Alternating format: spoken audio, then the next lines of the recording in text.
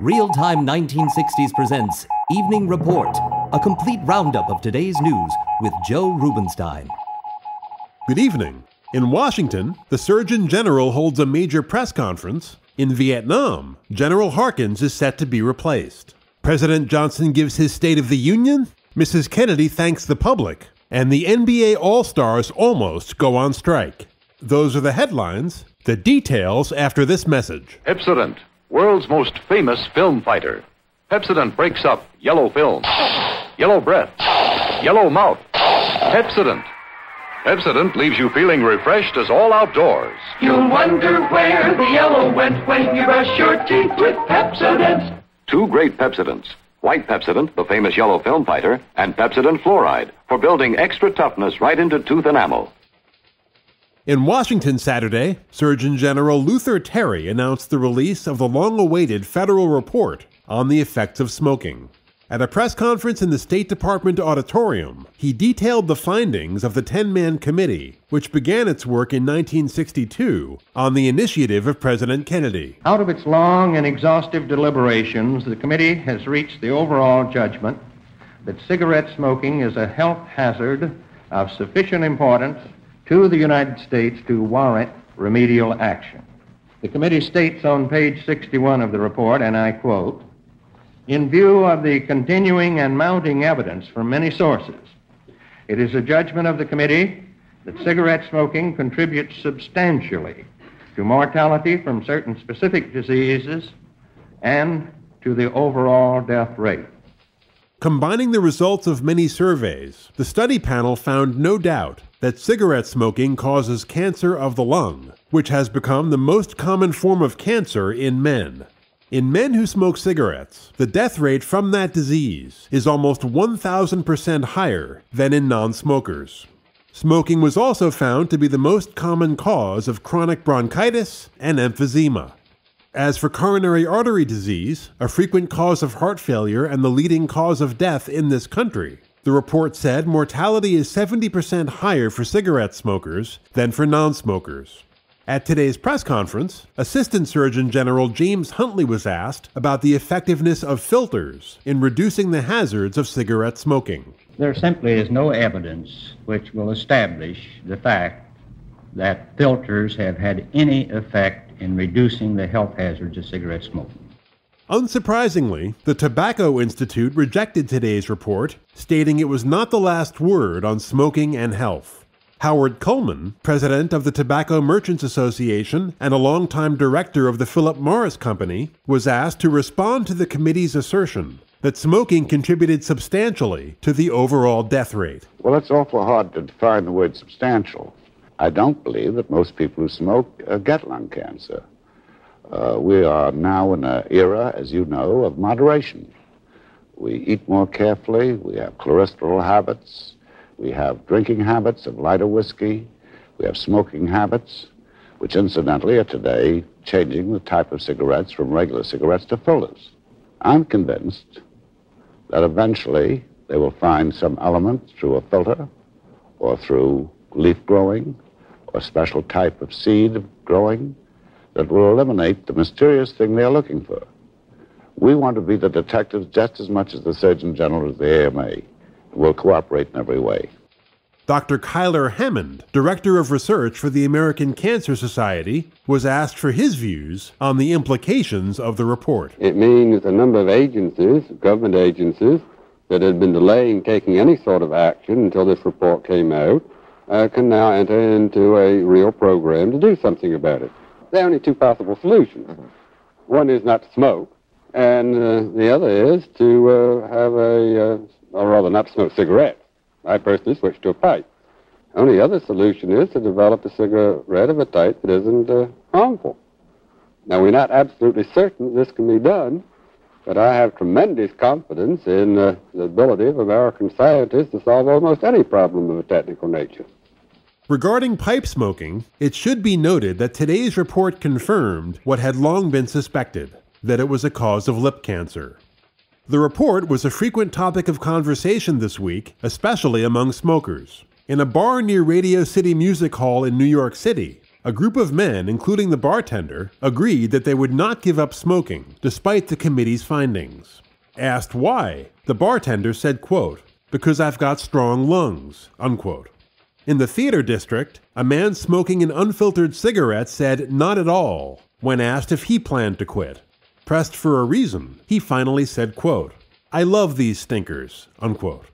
Joseph Bernard of Manhattan said he had tried and failed to stop smoking several times, stating, quote, "It's a difficult habit to break, but I might try again," unquote, as he reached into his pocket for one of the 40 cigarettes he smokes every day.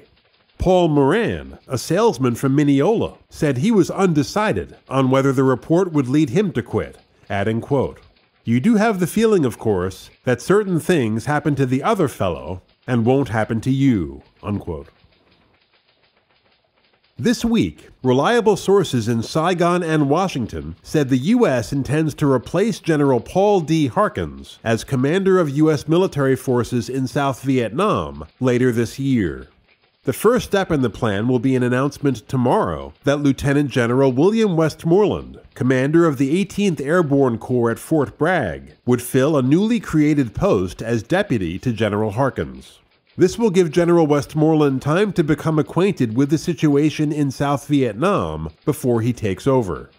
Although General Harkins has repeatedly made optimistic statements on the progress of the war, the campaign against the Communist Viet Cong insurgents has gone poorly over the past year, especially in the Mekong Delta region south of Saigon. Defense Secretary Robert McNamara, during his recent visit to South Vietnam, questioned General Harkins closely and critically about his estimates of the war.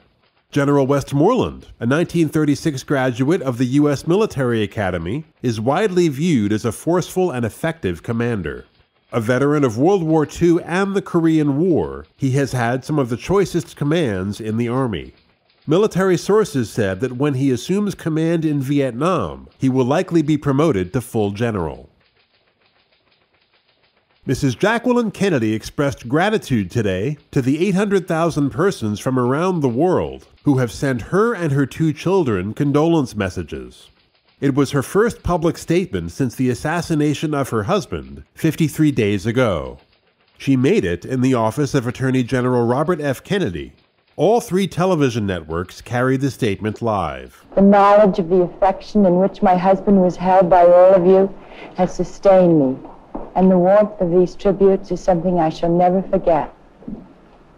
Whenever I can bear to, I read them. All his bright light gone from the world. All of you who have written to me know how much we all loved him, and that he returned that love in full measure. It is my greatest wish that all of these letters be acknowledged. They will be, but it will take a long time to do so. But I know you will understand. May I thank you again, on behalf of my children and of the President's family, for the comfort that your letters have brought to us all. Thank you. I'll have more news for you after this message. The President has declared an extra dividend. Well, buy! Buy all the Dutch Masters Presidents you can get. Yes, they've declared an extra dividend on Dutch Masters President cigars. Now, for the price of 4 Dutch Masters Presidents, you get 5 in this special extra dividend pack. A 75-cent value for only 60 cents. That's the dividend of free cigar. And what a cigar! The President is the more generous 15-cent cigar. It has more ample ring size, extra length, smoother taste. Hurry! This offer is limited. Buy. I said buy. Hey, buddy, what are you trying to do? Corner the market? Keep buying. Here again, Joe Rubenstein. On Wednesday, in his State of the Union address, President Johnson challenged Congress to enact an expanded New Frontier legislative program by this summer. Midway through the address, Mr. Johnson was cheered loudly when he spoke of the pending Civil Rights Bill. Americans of all races stand side by side in Berlin and in Vietnam. They died side by side in Korea. Surely they can work and eat and travel side by side in their own country. The name of John F. Kennedy was evoked 3 times in the president's speech. Let us carry forward the plans and programs of John Fitzgerald Kennedy, not because of our sorrow or sympathy, but because they are right. He made his second Kennedy reference in a section dealing with military power. In 1964, we will be better prepared than ever before to defend the cause of freedom, whether it's threatened by outright aggression or by the infiltration practiced by those in Hanoi and Havana who ship arms and men across international borders to foment insurrection. And we must continue to use that strength as John Kennedy used it in the Cuban crisis and for the Test Ban Treaty, to demonstrate both the futility of nuclear war and the possibilities of lasting peace. At the very end of his speech, President Johnson made the final reference to his slain predecessor. John Kennedy was a victim of hate, but he was also a great builder of faith. So I ask you now, in the Congress and in the country, to join with me in expressing and fulfilling that faith, in working for a nation that is free from want, and a world that is free from hate. Republican Senator Barry Goldwater did not see the president's speech, as he was busy touring southern New Hampshire, preaching conservatism at coffee receptions in suburban homes. New Hampshire holds the first presidential primary of 1964 on March 10th. The Arizona senator did, however, hear most of the president's message on a car radio. The president, Mr. Goldwater told newsmen, had, quote, out-Roosevelted Roosevelt, out-Kennedied Kennedy, and even made Truman look like some kind of piker, unquote. Addressing one gathering, Mr. Goldwater said, quote, I can't think of a single field in which Johnson is not going to move in and take more power over your lives and try to do things for you that you should be doing for yourselves, unquote.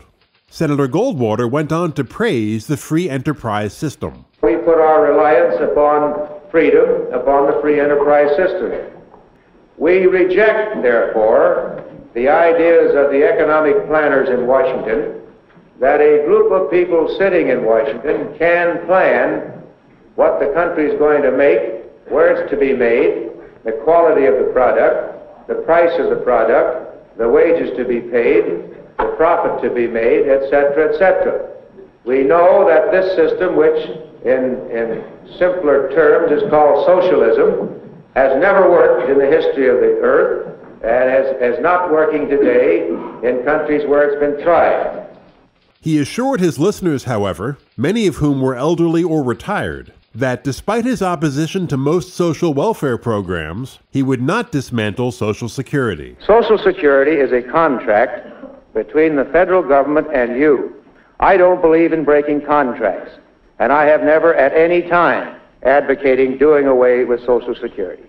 Now, what I am concerned about, though, is the fact that you, all of us, paying our money in, paying our dollars into Social Security, when we get to the age to get it back, we're not going to get our dollar back.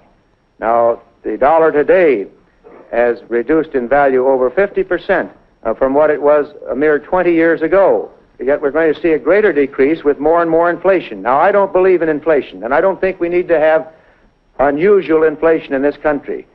But to invite inflation by the constant deficit spending that we're doing, this is what I'm trying to talk about in Social Security. I'm trying to get the older people and the younger people to realize that if this kind of wasteful expenditure continues in our government, that when it comes time for them to get their Social Security, they're not going to do too well. And I don't think you have to go further than to ask the recipient today of Social Security if they're living very high off the hog, and they're not.